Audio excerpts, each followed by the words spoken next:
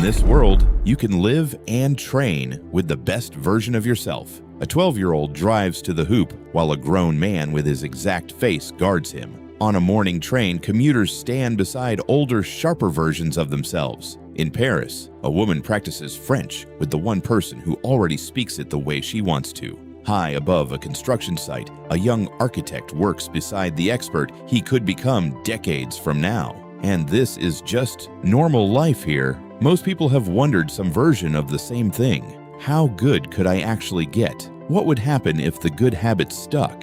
If I kept training? If I kept learning? If I made the better choice often enough? For long enough? You can picture that future version of yourself, but you can't meet them. You can't watch them move, hear how they think through a problem, or stand beside them and try to keep up. That's the part this world changes. The idea doesn't come out of nowhere. Researchers are already building human digital twins, personalized virtual models that update from real data and can be used to simulate possible future states. And in work on generative agents, researchers at Stanford and Google showed that software agents can store memories, reflect on them, make plans, and carry behavior forward over time. Now take both ideas far past today's limits. Let a digital twin keep learning through years of simulated experience. Let it keep refining the choices, habits, and skills that lead toward the best version of you it can find. Then give you a way to meet that person. That's what the Apex mirror does. At first, it barely looks like technology. It's a full-length standing mirror with rounded corners, a thin frame of matte white metal, and a flat silver-black surface. Stand in front of it, and you see yourself. Then the reflection pulls back. The surface gets deeper. A room appears on the other side, and someone steps into view. Same face, same body, same little expressions you recognize immediately, just further along. This is your Apex self. And the mirror isn't only for looking, you can walk through it. So let's go see what people do with that. Late afternoon, an outdoor basketball court sits between rows of apartment buildings. A 12-year-old boy has the ball near the three-point line. Across from him stands his Apex self, now fully grown. Same eyes, same smile, but faster. The boy drives left. The older version cuts him off. He tries a crossover. The ball is gone before he even finishes the move. His Apex self is already running the other way. 2 steps, jump, dunk. The ball drops through and bounces back across the court. The older version catches it, turns, and tosses it right back. No speech, no coaching session, just another possession. The boy tries again. This time, he copies the footwork he just saw. 1 hard step, a lower shoulder, a quicker change of direction. He gets past. For half a second, the older version is behind him. The kid looks almost surprised, but he keeps going.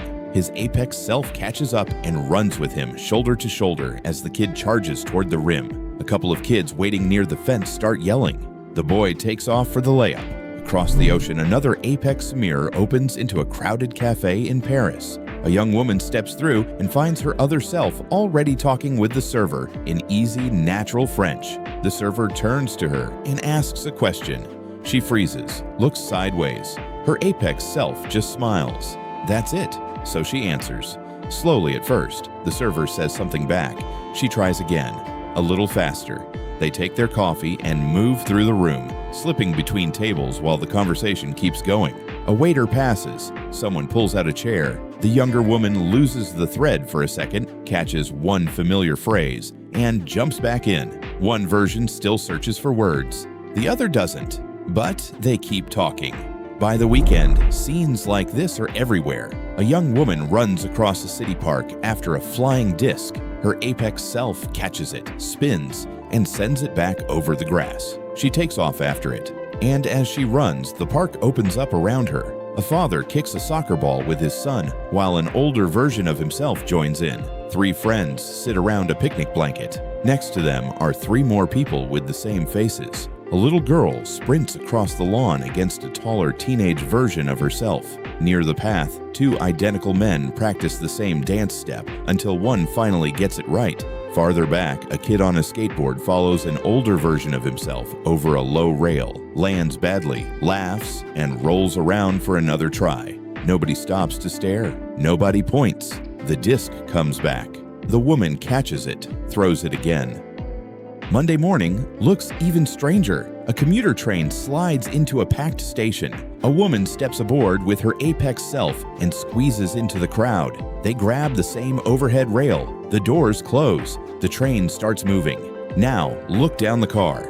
A man in office clothes is reading beside an older version of himself. A student with headphones sits across from the person she might become 10 years from now. A tired passenger leans against the door while his apex self stands next to him. Wide awake, the pattern keeps repeating.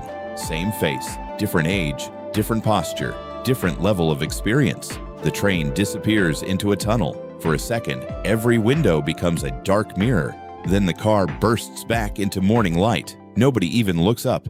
It's just the commute. For some people, that future version becomes a coworker. High above a construction site, a young architect stands on an open platform beside his apex self. Between them floats a three-dimensional model of the tower rising below. The older architect reaches into the model and shifts one section. The younger one studies it, then moves another. They step back. Far below, cranes begin lifting huge structural pieces into place. One section locks in, then the next. The real building slowly starts matching the model floating between their hands. A section swings past the platform close enough to fill the view. The younger architect ducks under a cable, looks down at the site, then back to the model. His apex self is already adjusting the next part. The younger one reaches in before he can finish and changes it again. But the biggest change may start much earlier. Walk into a school workshop. At the first table, a girl is building a small flying structure beside an adult woman with the same face. The girl adjusts one wing. The older version holds the frame steady. At the next station, a boy drags part of a floating architecture model through the air while his grown-up self rotates the whole thing so he can reach underneath.